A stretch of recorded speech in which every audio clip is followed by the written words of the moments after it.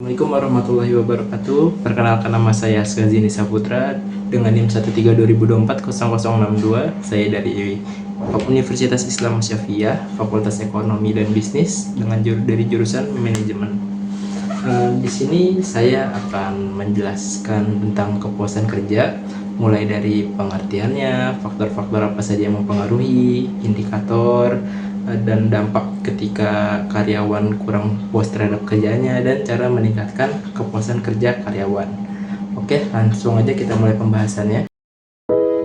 Apa sih kepuasan kerja? Kepuasan kerja adalah keadaan emosional positif dan menyenangkan yang muncul saat seseorang menilai pengalaman kerjanya.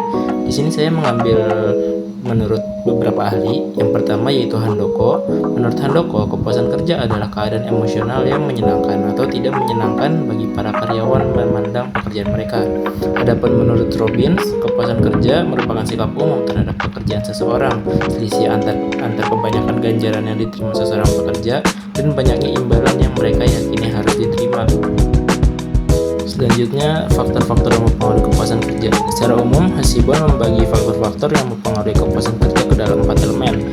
Yang pertama yaitu balas jasa yang adil dan layak.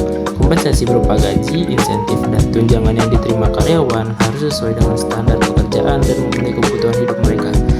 Yang kedua, penempatan yang tepat.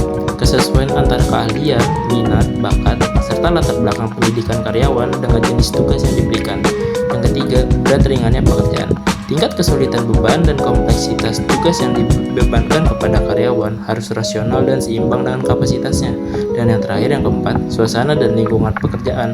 Kondisi fisik tempat kerja seperti penerangan dan sirkulasi udara, serta lingkungan psikologis, termasuk hubungan harmonis dengan rekan kerja dan atasan.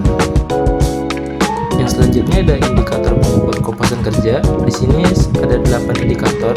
Yang pertama itu gaji, jumlah dan rasa keadilan. Yang kedua, promosi, peluang dan rasa keadilan untuk mendapatkan promosi. Yang ketiga, supervisi, keadilan dan kompetensi penugasan manajerial oleh penyelia. Yang keempat, benefit, asuransi, liburan dan bentuk fasilitas yang lain. Yang kelima ada reward, rasa hormat, diakui dan diberikan apresiasi. Untuk yang keenam, kebijakan, prosedur, dan aturan. Yang ketujuh, rekan kerja yang menyenangkan dan kompeten. Dan yang terakhir, kedelapan, komunikasi berbagai informasi di dalam organisasi. Apa yang terjadi sih kalau karyawan ini tidak puas di tempat kerjanya? Di sini ada 3 contoh. Yang pertama itu penurunan produktivitas dan kualitas, yang dimana motivasi yang rendah membuat karyawan bekerja salah-salahan, sering menunda pekerjaan dan membuat lebih banyak kesalahan. Selanjutnya ada absensi meningkat, yang dimana ketidakhadiran yang sering terjadi, contohnya seperti izin, sakit mendadak, atau mangkir, karena mereka merasa tertekan atau malas untuk hadir bekerja di tempat kerjanya. Dan yang ketiga, tingginya turnover. Karyawan akan lebih mudah mencari pekerjaan lain dan meninggalkan perusahaan, yang menyebabkan biaya rekrutmen dan pelatihan membengkak di perusahaan itu. Kalau tadi kita sudah membahas tentang dampak dari ketidakpuasan kerja karyawan, di sini kita akan membahas cara meningkatkan kepuasan kerja karyawan. Di sini ada 4 caranya. Yang pertama itu berikan apresiasi dan pengakuan.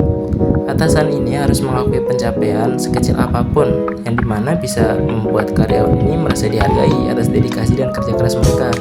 Yang kedua, berikan fasilitas pertumbuhan karir. Sediakan akses pelatihan dan jalur pengembangan yang jelas agar karyawan tidak merasa karir mereka mandek. Yang ketiga, pastikan kompensasi yang adil. Tinjau ulang gaji dan tunjangan secara berkala agar sesuai dengan standar industri, keahlian dan beban kerja yang diberikan kepada karyawan. Yang keempat dan terakhir, dukung keseimbangan hidup. Berlakukan kebijakan jam kerja yang fleksibel, atau bisa pilih bekerja dari jarak jauh untuk mengurangi stres dan menjaga kejenuhan atau burnout pada diri karyawan. Sekian penjelasan dari saya, kurang lebihnya mohon maaf. Wassalamualaikum warahmatullahi wabarakatuh.